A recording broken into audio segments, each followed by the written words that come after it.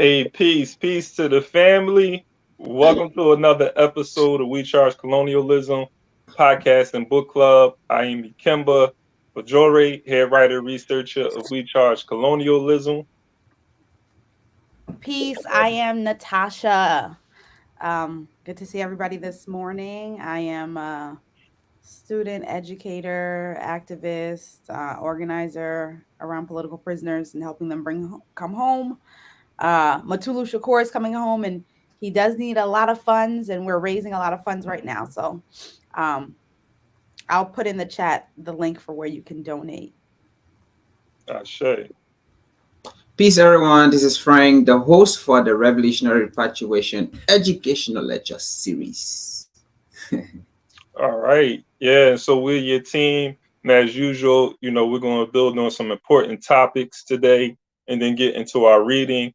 I want to say, Miss Hattie, I'm loving the intro. That that beat, that hip hop beat, gives me a little energized. It gets me ready to go with the podcast. So that was a good choice right there in regards to the musical selection. So appreciate you. Uhuru, Mani, to everybody that's tuning in. Y'all know I need y'all to subscribe to We Charge Colonialism if you haven't done that already.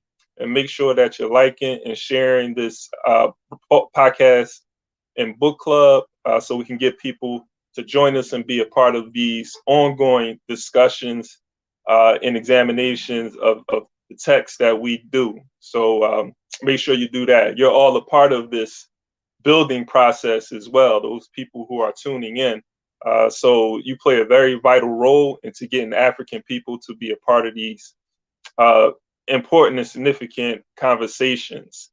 So with that being said, too, you can join our book club outside of these discussions that happen on this podcast by becoming a Patreon member.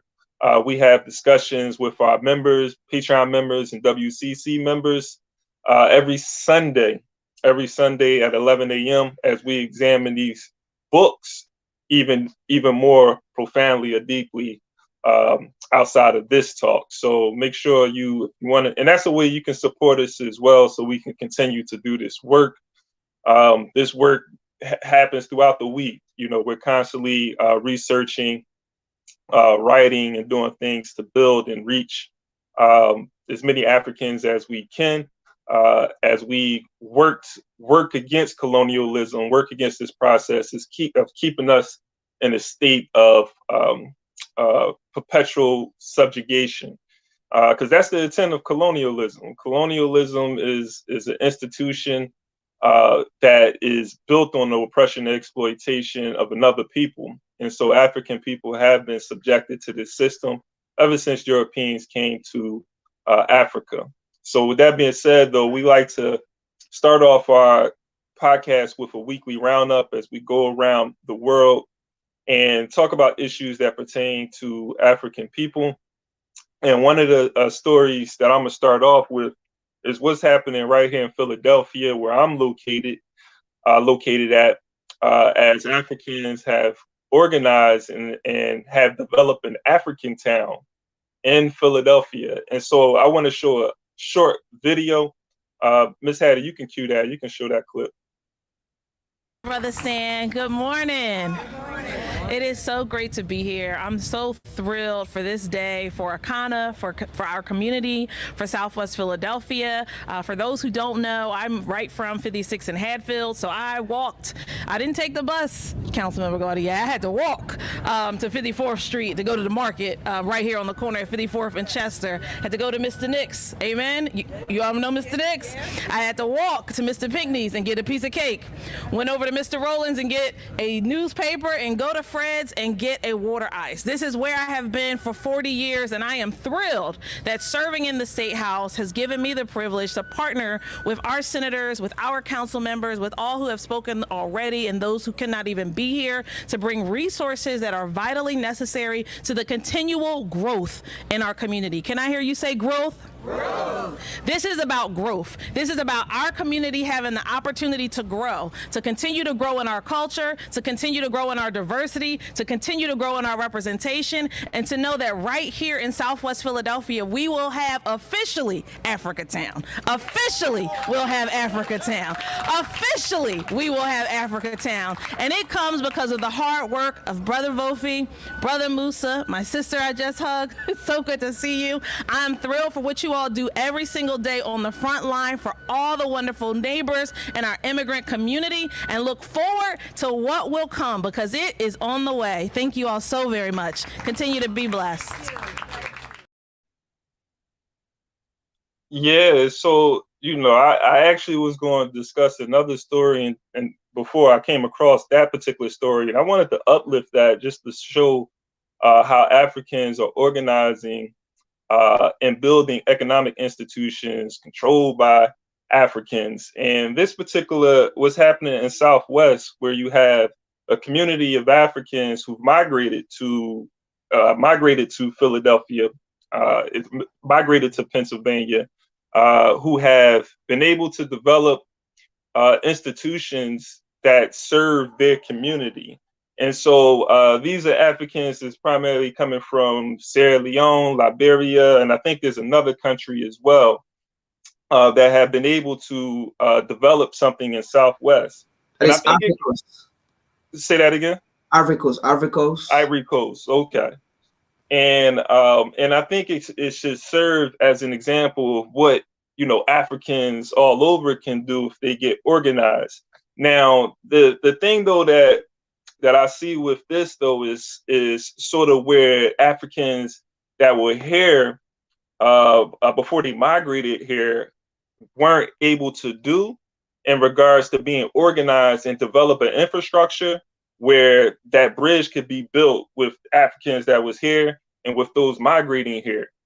These resources that is coming from, actually, this is another thing too, just to uplift ACANA, which is the ACANA stands for African Cultural Alliance of North America, which is another example of what Africans should be doing, right? These were musicians. The history is this: these were African musicians who came to the United States and decided to work together to build a organization that would support Africans that were migrating here.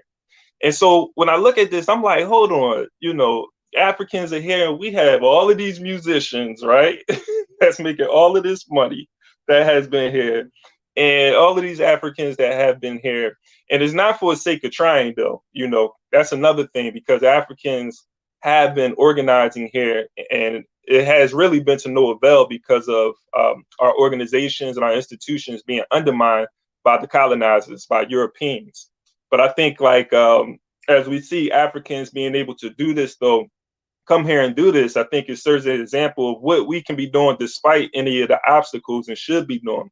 And the one thing that we should be doing too is making sure that we have revolutionary politics as we organize in this, right? As we organize in these economic institutions. Because one thing that's going to happen is that if we're not able to, if Africans are not organizing and putting forth a revolutionary politic and education, then what's going to happen is groups are going to align themselves with the colonizers.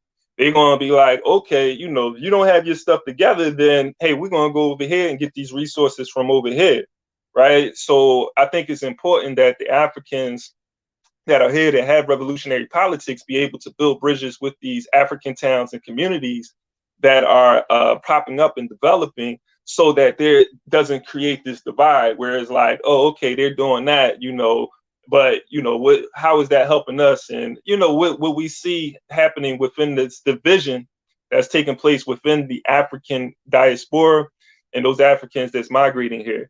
But it has a lot to do with not reaching out and building bridges. I know some folks that are here in Philadelphia, Africans that's actually going to Southwest and attempting to build bridges with those Africans that are developing African town.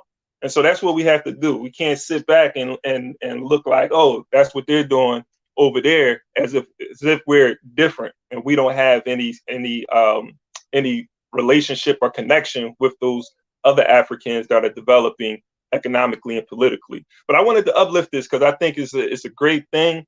And it does serve as an example because Africans been here, we're here and we're not doing the same thing, and we've been here for decades. I think it's a serious contradiction on the part of Africans who don't say, hey, we need to get organized and do the same thing that we're seeing other people doing. It has to serve as inspiration and motivation. But I wanted to see if any of y'all had any thoughts on that. Yeah, I was actually just talking about this, I guess, not particularly the building of Africatown, but this same concept of the history of, Black African people here in America and those who immigrate in. So me, myself being an immigrant, come from Haiti and having a whole family that came from Haiti and didn't experience and doesn't have that history of going through the things that Africans here in America go through, being inside of what we call the belly of the beast. It's been a different experience, and they're privy to all of the things in which when we've created and built things here as African people in the Americas, in America, the way in which white people have come and the government as well come into and destroyed those things that we've built. And so you have that there in terms of what's happening and what African people here in America have gone through and what they've learned from those things, and how when immigrants come in and from the Caribbean, that we were particularly talking about, but it could be from African continent as well, and build and create things coming from a different perspective of not knowing all the history. They're building and creating because they see it as like this opportunity to create, and how those two things, having that mindset of like, we can, yes, there is all of these obstacles against us, and colonialism still exists, but we can still build. We can still understand that, like, no matter what, we can build something, whatever it is that we want to build, we can build it. And having the foresight that those of us born in America have in terms of understanding what this country is, and the things that it would do to try to impede when they see some type of mass movement by Black people. So us bringing those two things, having those two things live together at the same time, is a great way for us to really be able to build and connect with each other, right? Because we have these ways of seeing and thinking that really can help and benefit each other. So I think this, what you're saying in terms of, the building of Africatown in Philly, and also, those of us who are born in the Americas, to be able to go and start to build coalitions in the ways that we used to, so we can use the experiences and the foresight and the lessons that both of us have learned from being, from different areas, right?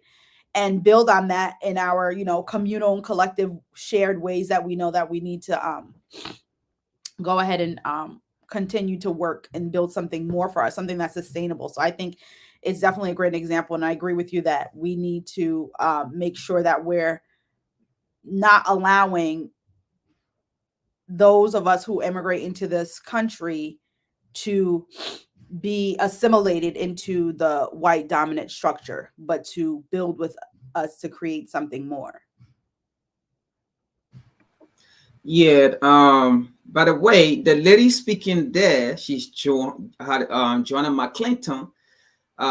She's a very, very great leader, visionary leader. She's always right at the African events. She's always at the African meetings and partaking and connected and so forth. She's a very great leader. And matter of fact, she and I worked together at the at Senator Vincent Hughes' office. And at that time, she was the special assistant to Senator Vincent Hughes.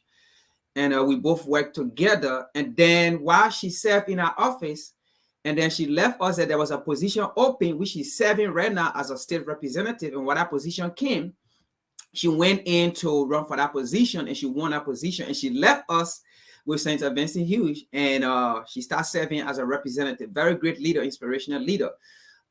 She's always connecting. She makes sure she connect with African from the continent, with African organizations, businesses. She's always there when they invite her. She's there connecting African in the diaspora here, connecting it with the culture. And she's always, I'm telling you, and that's one thing she have done over the years within her leadership. And let me just say this, sometimes even though as we continue to do these things, and I don't want for African diaspora to feel that, African coming here, they are aligning with, making a business, or they are aligning with the system. The issue here is, and I will say this, sometimes the reason why the system does not really have time or focusing on us, but rather focusing on you, is that they know that when Africans come here, they have that mindset, right, of coming to hustle, okay, coming to hustle and to get back home. And they know that Africans are not coming here to become economically empowered within the United States. And that's a fact. We are coming here to become empowered and to go back on the African continent, to empower ourselves to build our economy on the African continent. So they know that for facts. So that is why they're not really focusing on us. The focus is on the African that is in the diaspora here, not for you to become economically empowered. That is what they want. Okay? So that is why when anytime you try to group off, or anytime you try to do something, they always come to sabotage it or to support it, because they know your mindset. If you become economically empowered here, you will compete with the system. They know that African coming here, it is not a mind of African to come and compete with the system, but to come and get benefit from the system and get back home. Okay, empower yourself. Okay, get the benefit as you can get and go back on the African continent and do something. That's the difference between African coming in the diaspora and African within America. We are not coming to compete with the system, but to take advantage of what we see. But they know that the African within America, if they become economically empowered, they will compete with the system. And that is power right there that they don't want. And in order to how they call it, to compete with the system, it have to be both African coming from the continent and African in diaspora to collaborate, to connect. And that is what Joanna Clinton is very good at and is doing. And I applaud her for that. Yeah, and just, another thing, just to be clear too, like Akana, again, just as this example, the African Cultural Alliance of North America, right? Again, like these were musicians, artists that came here, created this organization. Those were the people who that organization were the ones that gave, I think it was 9 million. I had to look at the number again, but those were the people that gave millions of dollars to these African businesses so that they can develop this African town. And again, it's like, where are our artists talking about the Africans that were already here in the diaspora, who have millions, of dollars, but if they pull it together, we can talk billions as well, that can help develop these African towns. But again, like, it's all about organization. See, these Africans organized, had businesses. So if we were to organize and have businesses, we can put pressure on these artists and everything. So it's a two-way street. We had to be able to come to them organized. Charles Barron, who's a city councilman out of New York, he was talking about cooperatives, and I asked him, I said, what do we have to do to be able to get these resources to build these cooperatives? Because he was talking about resources that the government has.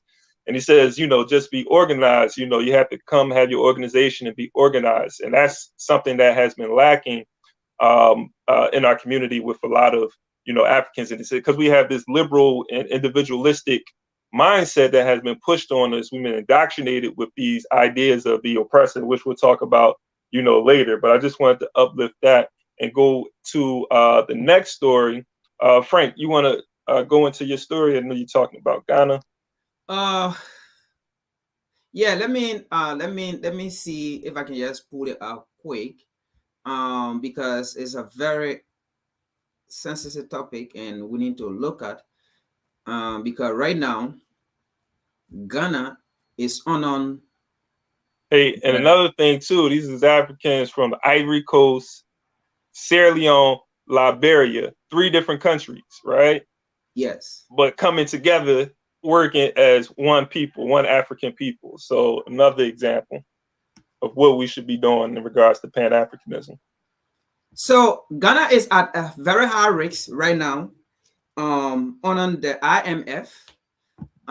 So it said Ghana in high risk of debt, distress, finance ministry says. So I'm just going to read a little bit because we're running out of time already. I hope I get to where I want to get. So it said Ghana is in high risk of debt, distress, and has agreed on a debt management strategy. And have agreed on a debt management strategy with the International Monetary Fund. Finance Minister Ken Ofori-Atta said. So Ofori-Atta is in the midst of negotiating a relief package with the IMF as the West African country faces its worst economic crisis in a generation. The current debt sustainability analysis conducted revealed that Ghana is now considered to be in high risk of debt distress. The minister told the lawmaker during his presentation for the upcoming 2023 budget. The government and the IMF has agreed on program objective, a preliminary fiscal adjustment path, debt strategy, and financing required for the program. But there's something, I don't know if I can find it somewhere around down. He said that desperate, I don't know if that's, no, that's not it. But there is something to talk about the monetary form aspect. All right, so I can't really get to it, but that's it. And I want to get to something right here. There is something I wanted to discuss. I read it in there, but I can't really get to it because we run out of time. I don't want to read the whole thing. But in there, they also say they are working with a monetary policy. Okay, they are working with a monetary policy in order to remedy this debt crisis. Now, when you say monetary policies, it's just a policies that are adopted, okay, by the monetary authority of a nation, okay, to take control. Now, in this case, the monetary authority is not Ghana, okay? So if it is a policy that is being adopted by the monetary policy of a country, in this case, right, the IMF is the nation. In this definition, the IMF is the authority. Ghana is not the authority because Ghana is the one within the crisis, okay, with the IMF, because the IMF is the one that loaned the money to Ghana. So the IMF is the authority. So what does that mean?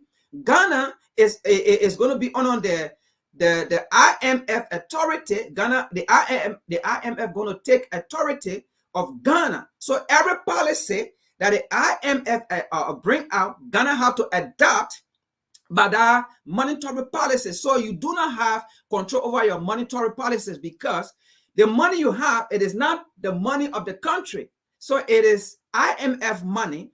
Okay, so it is IMF that controlling that monetary policy. So whatsoever IMF tells you to do, that's what you're going to do.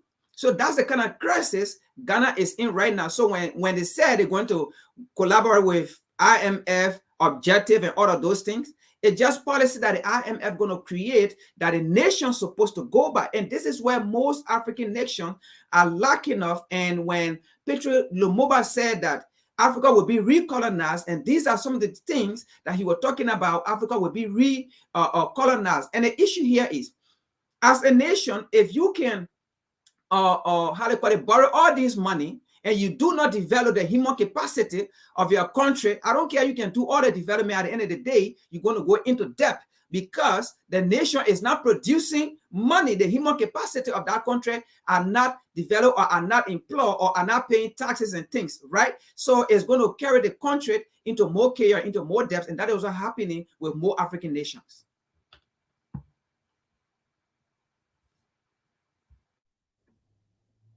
Hey, indeed. Like I was looking, I actually was going to talk about Ghana, I think last week, and I changed my story.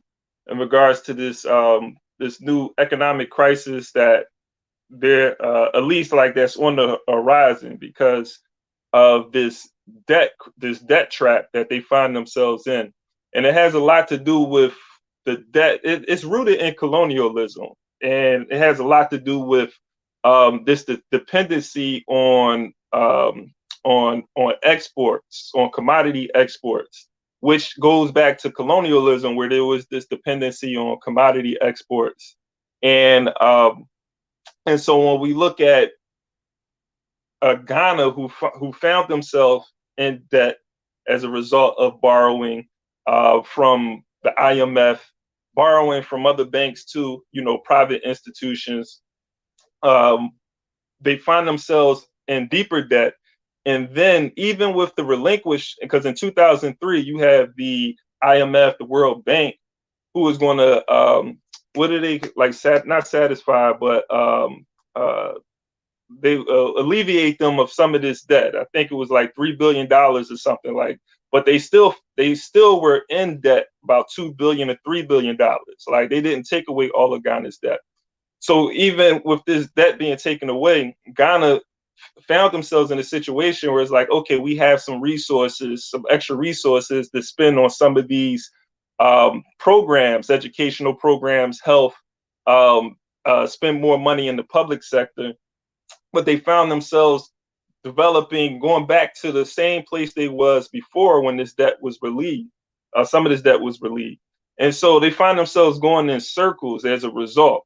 And now they're borrowing more money, but the money that they're borrowing is going to be used to pay off to pay off old debts.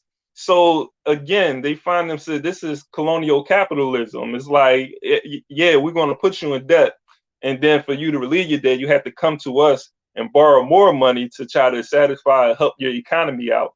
And so you continue to be, and this is what happens to the individuals. Like when you talk about credit cards and all that on a personal level, governments go through the same thing under this colonial capitalist system. But again, like this is rooted in colonialism. It's this continued dependency that Ghana and all African countries have on Europe or on China, who's like the new economic power on the scene, right? Relatively speaking, where these institutions have an advantage over the states, over African states, which don't have any control over their economy. And so, this is the IMF, the World Bank has been propped up to be institutions to maintain the status quo. If you go back, the same thing that's happened to Ghana, this is what happened in the 80s, the same thing going in circles in the 80s, where African countries, Latin America countries were borrowing all of this money, finding themselves in debt, and having to go to the IMF and the World Bank to bail them out, and then, take these structural adjustment loans. When are we going to stop going in these circles, African people? We have to be able to sever our ties with this system and begin to create. We need a banking system, and a true African banking system that's not relying upon or dependent on European institutions. And we need to build a self-sufficient economy among ourselves as African people. And it's happening, like it's gradually happening, but it's not happening in a way where where African people can like break away from the system. It's happening in a way where it's like a continuation of the colonial capitalist system. So let me go ahead. I'm gonna open it up. There's a lot to say about this, but go ahead, Natasha. I know. Just a quick statement, I guess, in terms of reflecting on this whole situation, as Frank laid it out and as you added on to Brother Kimba, is I know that when we think about African people outside of Africa, like you were saying before, we if we think about it, we have to begin to start to think about what is it that we want to create? Like us here who live in the Americas, we have to start to think about that, because we have to realize like what's been going on, it's over. It's over now. Like we have to start to think of how we really want things to be in a way that is completely divorced from the current system that we're in. And I think it's the same thing when we think about the those of us who are living on the African continent or in the Caribbean. That I think that's the thinking that I think my question is it's being done, but to what level?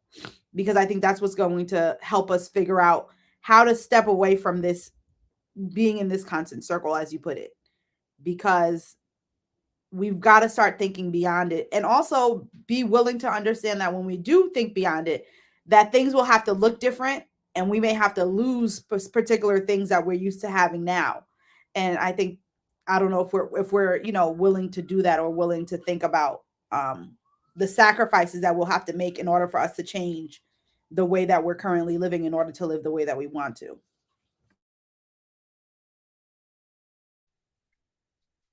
Yeah, absolutely. And I know, Natasha, we're going to go into your story, but I think you, it's when looking at colonialism, like Ghana, going back to Ghana, where it is this dependency, right, on gold, cocoa. Is another product where we got gold, cocoa, and you know what the other product is, the export product, Frank and Natasha. But I know those two for sure. I mean, recently, as I was reading, I think they also have oil. Ghana have oil. Yeah, I think oil And, is the other one. yes, and then recently again, they have discovered, I think lithium. Okay. That have been added to the list of resources they just discovered. Okay, they just discovered. And then yesterday again, I was doing some reading. Another thing was discovered, and I think they were even saying they are not going to allow the government to know where it is. Okay, there was two rocks. Okay, and I'm telling you, I saw the video. I was like, "Are you kidding me?" Rocks. So he connected the rocks, and the rocks make fire. And then when he disconnected, and you can see once he put it together, you see the fire. It will connect. So that showed that there's a mineral in the end. Big rock. He just took the rock and connected the rocks, and it make fire. Okay, so the kind of mineral within that, I don't know. And they were saying in the video, and you could hear them talking, we are not going to show the government this place, and which is sad, because that until the people will not benefit at the end of the day, it's just government and foreign entities are coming to benefit from that product. So you discover resources, right? But you can't even allow, or you can't even show the government that this is what I've been describing. That is why I made John McAfee, because it happened, and the people that discovered it, John McAfee, gave them that resources. You see? Mm-hmm. Yeah.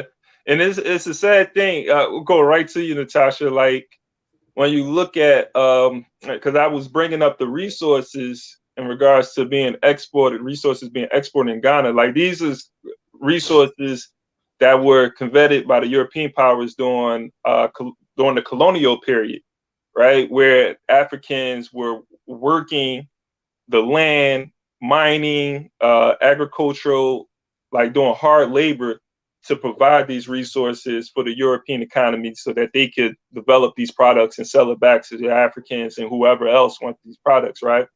And what you have today is the same thing. But if you go to an economy like Denmark, and I'm going to use Denmark just as an example of how these European powers are able to still reap the benefits of the working class and these other sectors. Even the workers, European workers, are able to sit on the pedestal of African workers.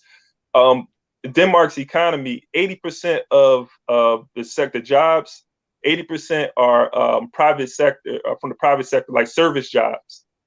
2% agriculture, like little Denmark. So, and I bring that like these guys are in positions where they're administering, in positions where they're servicing and administering the economy, right? Off of the resources, though, that Africans are like every day in and day out, those natural resources that's being provided to these other countries so that they can not have to work as hard as the Africans is working. Like they're able to sit in these offices and sit in these, on top of the labor and work of African people.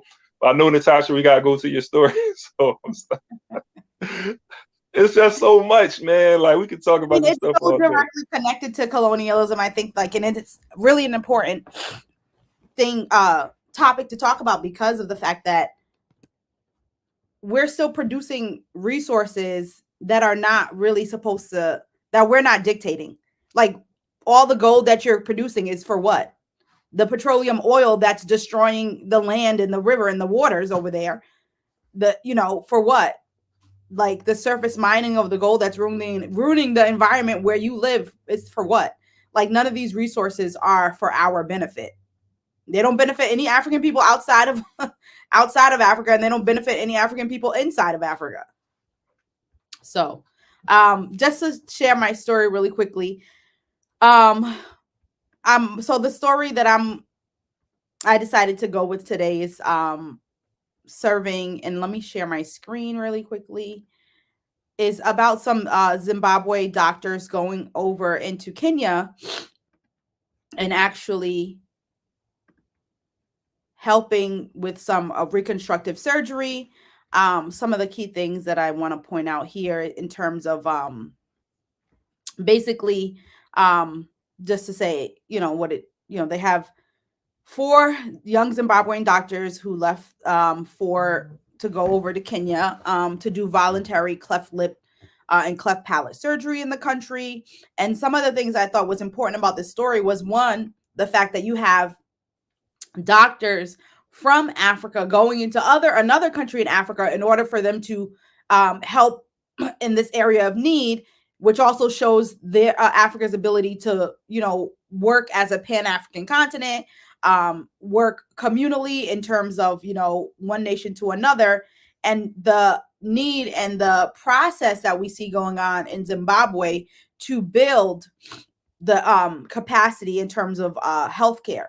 So some of the things that they mentioned is, they said, like, the good thing is that we now have the corrective capacity and the competence in the country, something many African nations are yet to have, and that this is a Pan-African outlook by young medical professionals. So you have, doctors in Africa thinking about Africa, as opposed to doctors in Africa thinking about, how do I use my resources to go and and take them on the road, or take them to the West. And so when they also talked about how, like, they have facilities that they're building in order to so, like, it is a facility, the facility that they have, that allows them to stock medicines and other sensitive accessories, so that they're building their capacity to store and house all of these medical drugs and necessities of the nation, so that they can then, one, provide that to the people in Zimbabwe, but also provide it to other nations that are close to Zimbabwe.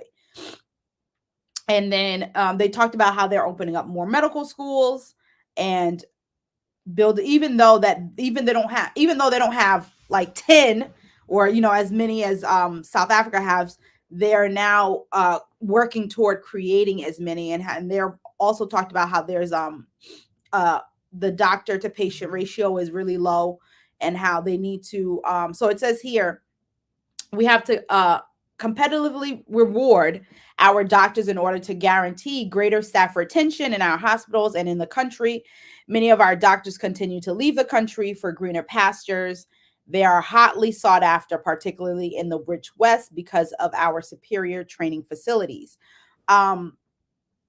And so, just thinking about that, for example, this idea that you have people who are in the West in Africa, getting this really good medical training, and the Zimbabwe recognizes that they need to be able to really retain all of these doctors, so that they're not enticed and pulled away into the West, so that they can so that they can hold on to so that they continue to hold on to the the expertise that is there. And I think this article, the reason I also really wanted to bring it up, and I won't go through any more of the highlights that I have here, but I think what it's showing us is that you have countries in Africa, because I think, one of the criticisms offered by, our viewership was that, we're not uplifting any stories of where we're doing things to challenge or combat what's happening. And this is a really good example of how Zimbabwe has been building their healthcare infrastructure in order to serve Zimbabwe, but not just Zimbabwe, but also other countries within Africa, and the way that we have to take also their example, right? And start to build, how are we building infrastructure, and how can we, even in these places where we know like they need people to go back with their expertise and if you don't have your financing, but maybe you have the expertise to go back and provide those so that you can continue to build the infrastructure for people to be able to get the things that they need within the continent. And then also thinking about how can you do the same thing here in America when we think about people who become wealthy and they leave the community and they don't come back, they don't build that infrastructure. How can you take that same example and go ahead and use it for our benefit in our particular places that we live in? Yeah. Appreciate you bringing this story, because I mean, it definitely shows another example of what we need to be doing as African people in regards to just like supporting each other wherever we are in regards to nations. So using our expertise and going to, even in the United States, going to places like Zimbabwe, going to occupy Tanzania, and being able to offer those expertise. But it comes also with organization too, because here, I mean, you look at being in the belly of the beast, the heart of the European Empire here in the United States, and having access to certain resources and education. If we was highly organized, we'll be able to tackle problems here and be able to export our expertise to other African nations that needs that support. If you think about the brain drain that happens in these countries like Haiti and Zimbabwe and Ghana, where people have expertise and skills, but they come to the West in order to have access to better institutions, educational institutions, better or access to more resources, where they'll get paid more than they would if they stayed in the country that they were in. Like that sort of thing happens. But we got to get to the point, like, first of all, where, the value of money isn't at the top of what it is that we're doing. Like the value of money isn't placed before us being able to liberate ourselves from this system of oppression and exploitation. Like that should be at the top. Like we should value our liberation, our freedom, our sovereignty more than anything else, because our lives depend on it. And so when that's the case, we'll have African people beginning to make choices that's going to benefit the African nation, rather than benefit the colonial nation. And so just going back to your story, though, I think like, what's happening in Zimbabwe with those doctors should serve as an example of what Africans need to be doing in regards to servicing African people, no matter where they are, not just where we're at. But we have to build it where we at, though. We have to be able to build the sort of infrastructure, to be able to send those doctors, send those nurses, those electricians, and so forth to other places, and not going to those places and forgetting where they come from, but going there sort of as as part of a policy, a program that the state has in helping other nations. So, but that, I think, like in this case, that's what's going on. Like they're going. Like the country is supporting these doctors, right? This is something that they're not going to do on their own. Yeah. You wanted to add something, Frank? I mean, you guys said it all, but there's a question here that I want to answer.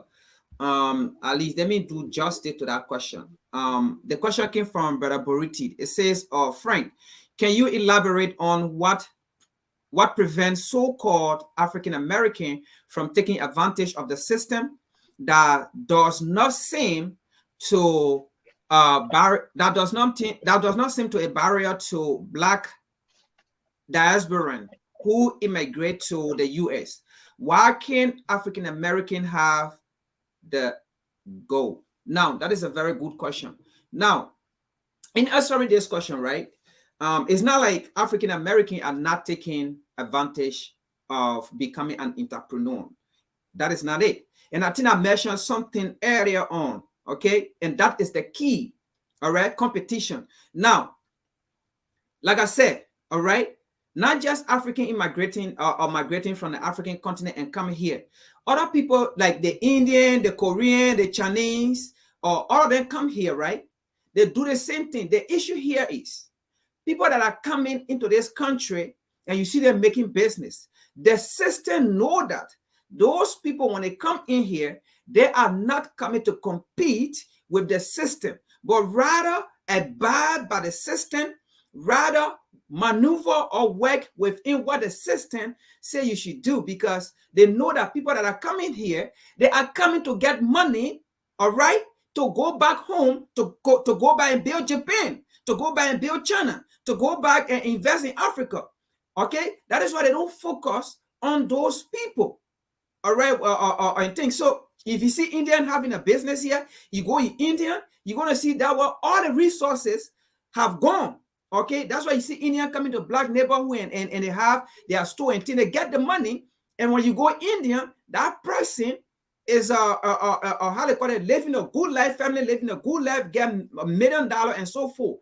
And the Japanese, the Africans, okay, that are migrating here. If you go to Africa and you go see their businesses or their land or their home, all right, so that is it. They know that we are not coming to compete, or people are not coming here to compete with the system, but rather we're going to be obedient to the system, okay, and the system is going to give us loan. The system is going to give us money because we're going to be obedient. We're not going to compete. But with African here, let me tell you this. You know the history of this country, where African had land, African had businesses, African had, how they call it, Wall Street to various places. And those places were burned down. Those places were taken down. Okay? So there are a lot of things African have tried, okay, to do in America here. But the system have taken them down. All right? And that is why the system does not want to give money to African. If they're giving loan to African, it's something like maybe 5,000, 6,000, 7,000. That will not empower you enough to make you a giant entrepreneur to compete with them. And that is why they only allowed African in America here to partake in businesses like home health care. You know why they allow African to go into that field? To have businesses like home health care?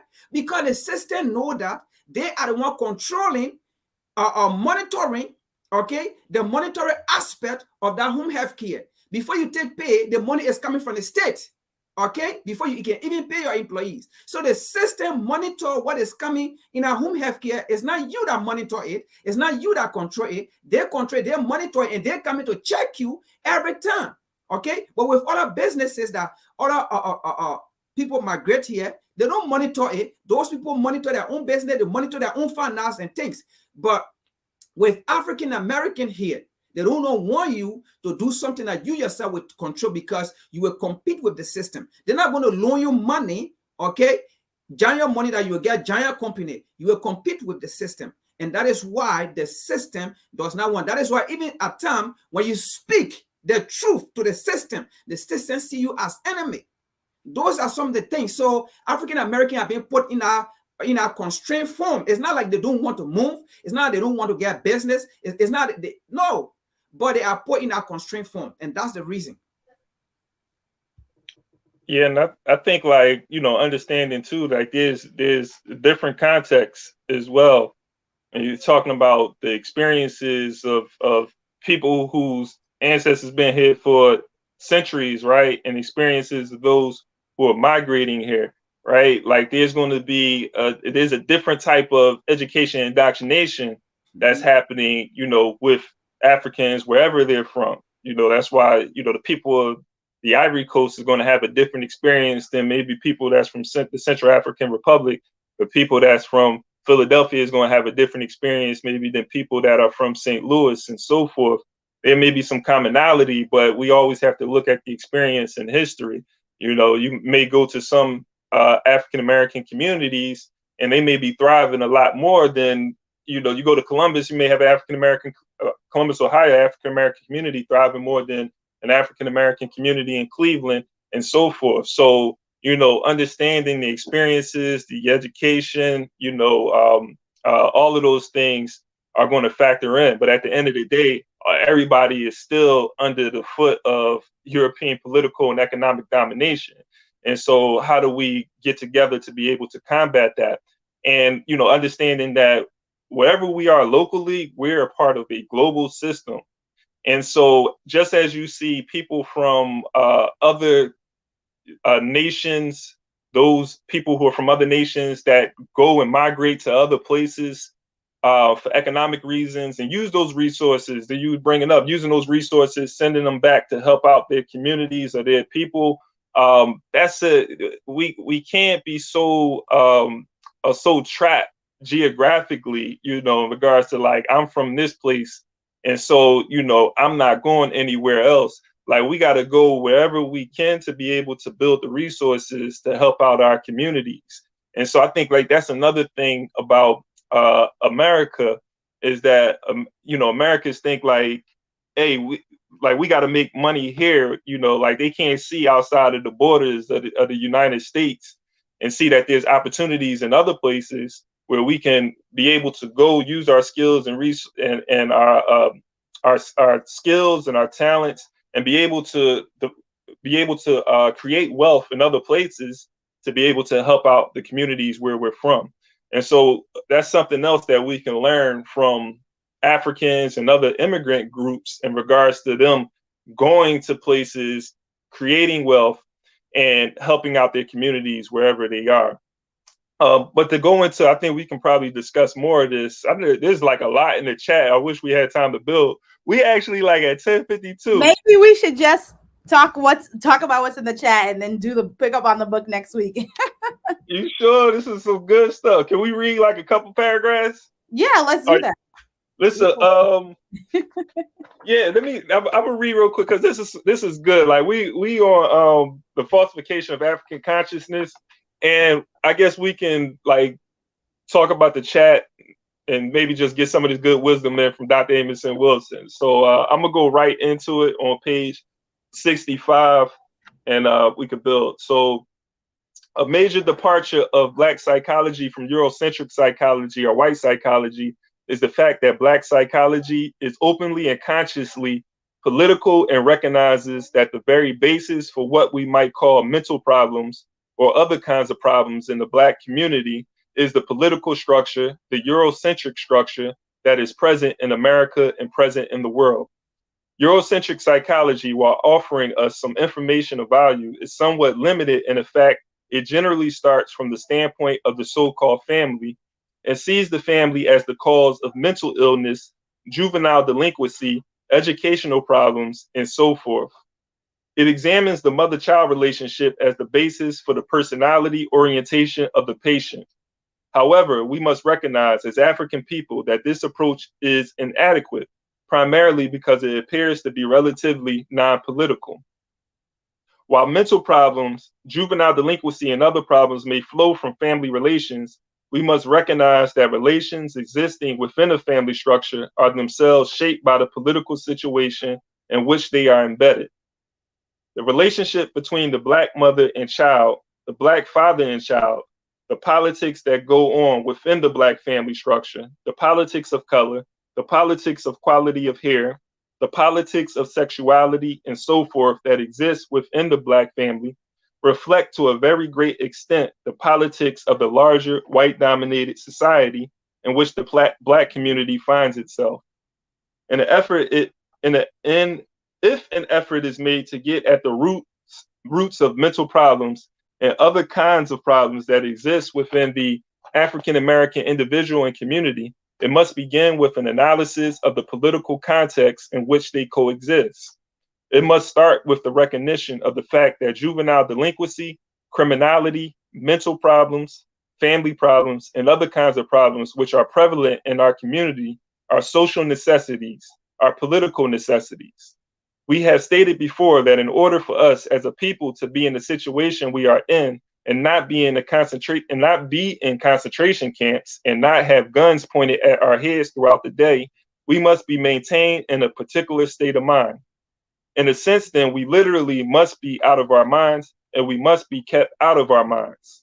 Mental maladaptiveness among our people is a political social necessity and therefore is instigated by political social forces. And a Black psychology must begin with this very fact. This political necessity is in part based on the demographic fact that the European is approximately 10% of the world's population. The European inhabits only a small part of this globe. The parts of the globe that the European occupies are relatively resourceless when compared to those occupied by non-European people. And yet the European is saddled with great wealth, economic and political power. He controls the globe and maintains this world in a state of terror and has the earth now on the brink of suicide. We must question how is it that a minority people, a very small percentage of mankind, a people who are essentially resourceless in terms of their natural resources, maintain the power they have? Why is it that the peoples whose land contains the wealth of the earth are the poorest people?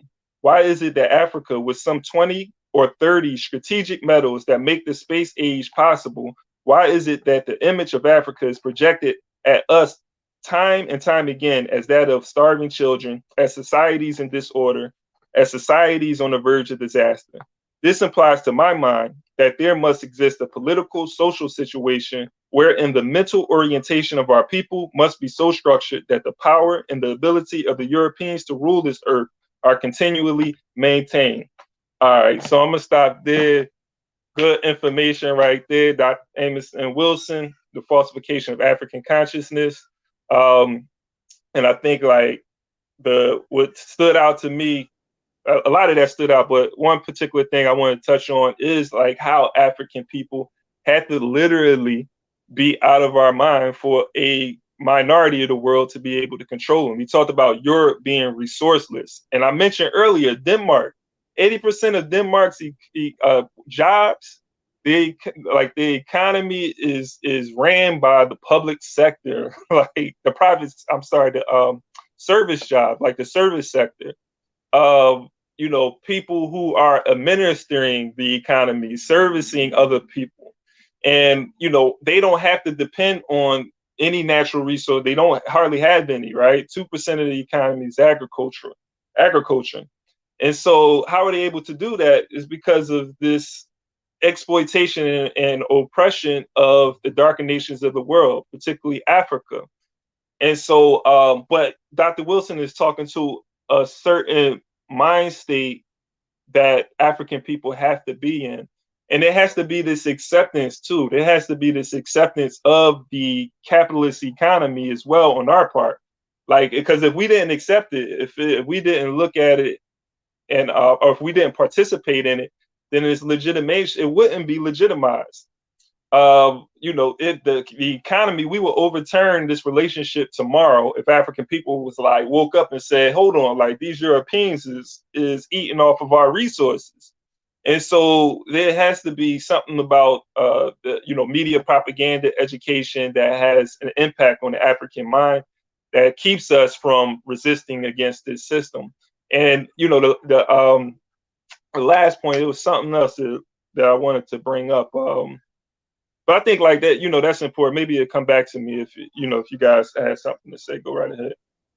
I think, we can tie all of this, all of what we've been talking about today in terms of particularly the issue of, when we talk about Ghana and having to go in circles and other African countries having to be indebted.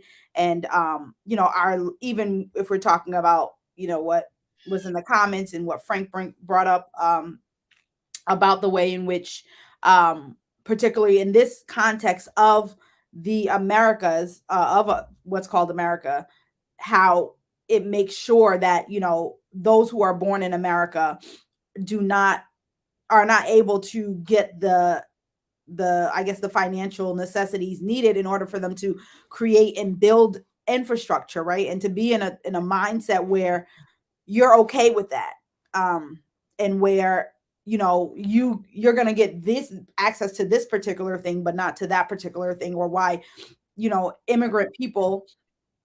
African immigrant people, no matter where they're coming in with a particular mindset as well.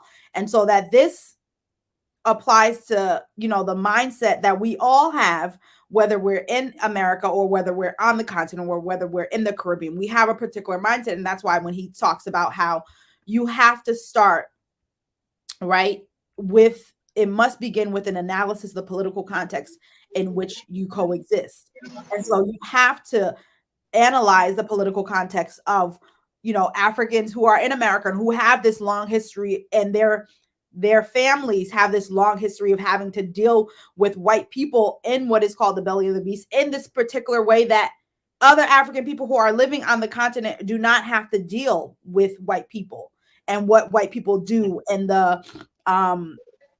the ways in which, you know, they're being attacked. We're all being attacked, but in different particular ways that creates particular mindsets, so that you can't, if you do go over to the African continent as a person from the Americas, they will look at you in a particular way. Not everybody, because you're going to find those who like welcome you, but then you're going to find those who are, you know, who question Pan-Africanism, who question you thinking that you're an African.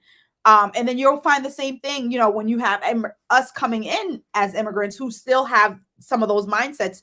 Again, you're going to have the two variations. You're going to have those who look at Africans in America as brothers and sisters, as those who they have to build with. But then you're going to look at, you know, some of the immigrants are going to look at them as, okay, people who you're not going to build it because you have a particular mindset. So it's important for us to take all of these political context into account when we're thinking about the ways in which we need to build one in whatever particular area we're in, whatever particular country we're in, but then also when we're thinking about either going into that particular country, like if we're looking to go into Ghana, you know, thinking about that particular context, thinking about the particular context here, and then thinking about how can you then work together in that way, having known that specific political context, and also questioning how, you know, white supremacy has indoctrinated you in the ways in which you see and think how things should be, or, you know,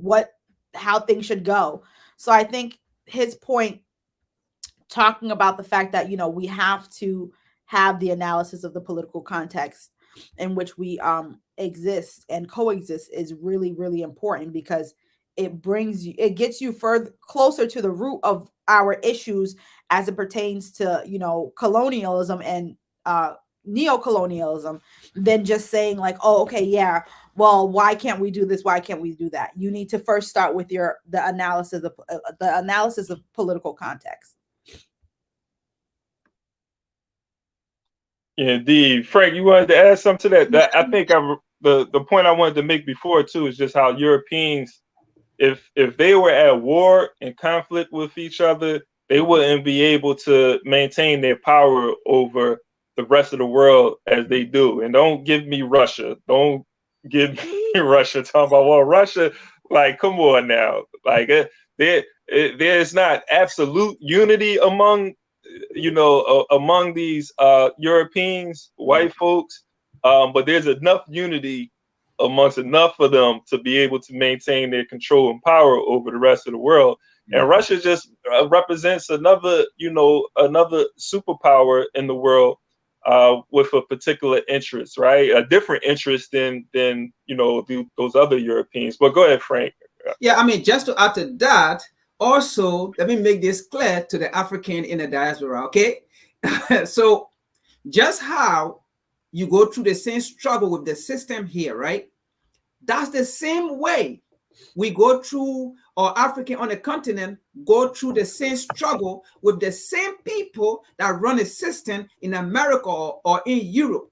Like the book said, how can a country, a nation with vast majority of resources that the system won, but our country become the poorest, and then the country that does not have the resources, right, that country become the richest or the rich nation, okay, by exploiting the country with the poorest nation. So people on the African continent are also dealing with the same thing African in America are going through. African on the continent are not powerful. They are not in power. They are not entitled to their resources. They are not entitled to the finances. And that is why, in fact, the IMF always say African nations are in debt, African nations are in crisis, they are in distress, they are this, because we do not control the money, we do not control the resources, we do not control the land. And any African that want to get out, or any nation that want to get out to control the resources, just like how African America here get out to stand for the truth, to speak the truth, you become the hate, you become the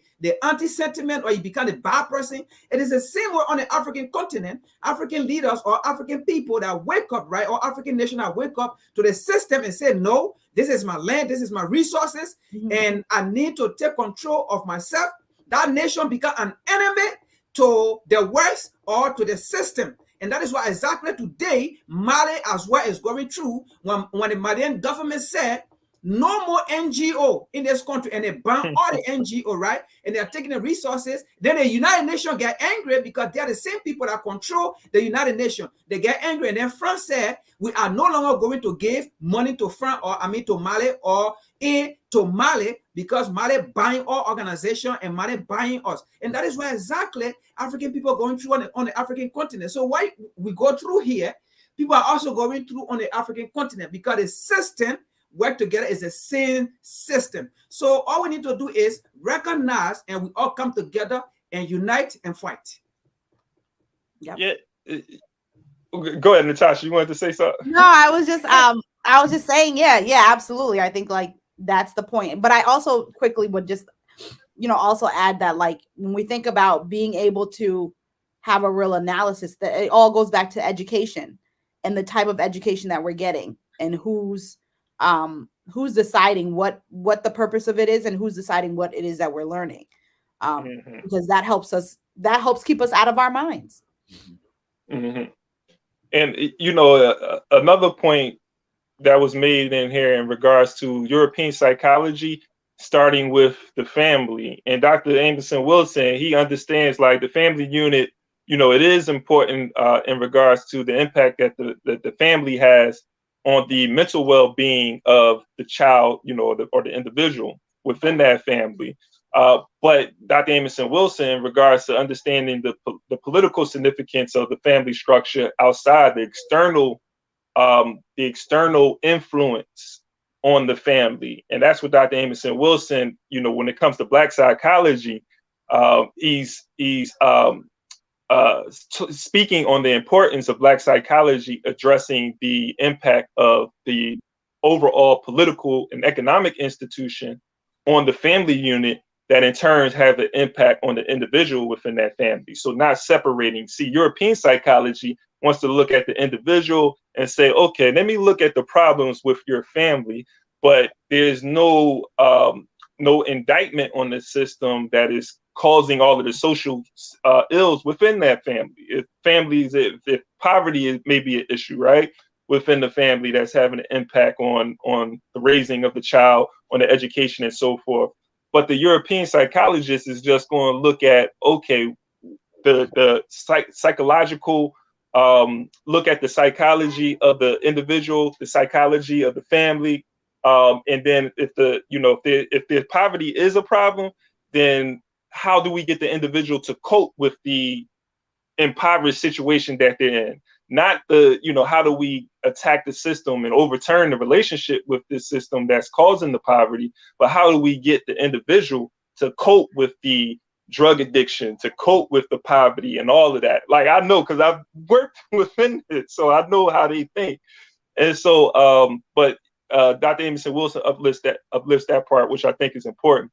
There's another point too. I always do that, man. But there was something else in regards to. Say that again. I said you want to bring up all the points. Go ahead. Yeah, because he's dropping a whole lot here. But I think like well, I'm gonna leave it there. It might come back to me. I don't know if did y'all want to add anything else? No, I know we at that time. Yeah. I think one other thing, I think that when he talks about that mental maladaptiveness among our people is a political and social necessity, and therefore is instigated by political and social forces, and the Black psychology must begin with this very fact, so that like us being in this particular state of mind, right, this maladaptiveness, that comes from being under this system of oppression is a political necessity. Like it needs to exist. It goes back to even what Frank was talking about, right?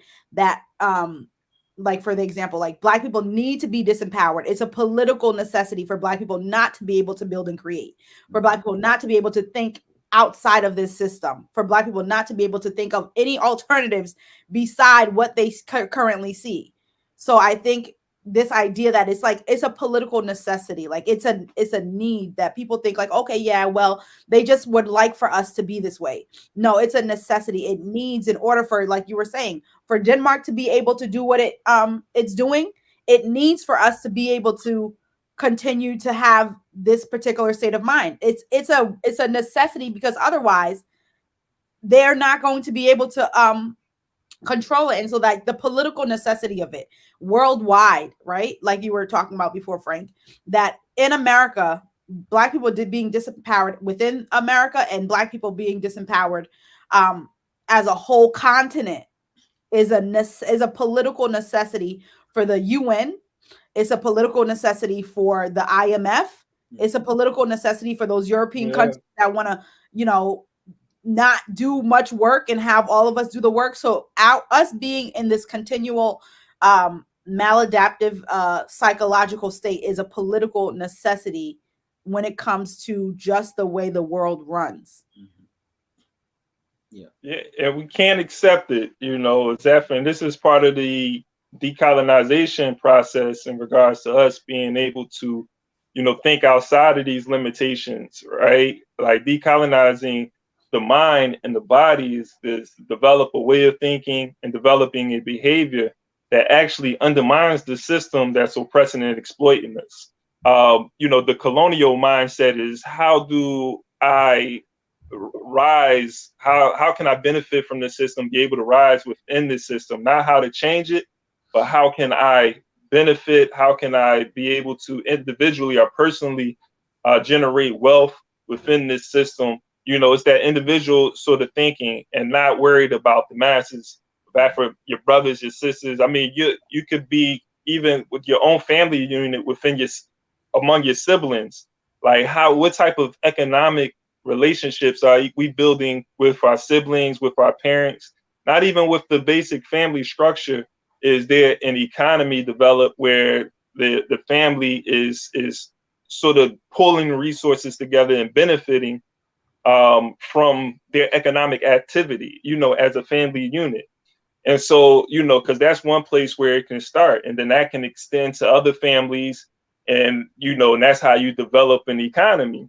And so I think like there's just like basic things that we can do, but it all, it starts with this process of decolonization and not trying to adjust we have to be maladjusted. You talked about maladjusted, right? We have to be maladjusted in this system if we're going to survive as a people. Because, adjusting to this system is adjusting to colonial capitalism, which is a parasitic system. It's a system, it's a death sentence for African people. And so I don't know, like that said, I know we went past the hour. And I think it was an important discussion though to be had. And I don't know if y'all had any last words before we sign off. I don't know if it was put in the chat, but I did put in the link for Mutulu. So put that back in there too. I seen you put it in there earlier. Yeah, I did. So if we can put it back in the chat, I put it in for us to put it in the chat. So if anybody can just go ahead and take that link and put it in the chat for us, that would be in the main chat for us. That would be great. Again, that's to support Dr. Mutulu, right? Yeah, because he does need, to have certain things when he comes home, and so we really need a lot of funds. So if people can go ahead and donate, that would be great. And also, one of the things I wanted, my last words is that when we think about how our maladaptiveness and our psychological disorientation is a political necessity, that the opposite must be a political necessity for us, right? For us to be, it must be a real, we have to make it as much of a priority as they make it for us to be otherwise. So I think like it's really important for us to prioritize how we are able to, the things that we need to do to be able to get out of this particular mindset. So I think one of the quotes I remember, a quote that I remember vaguely, it said like whatever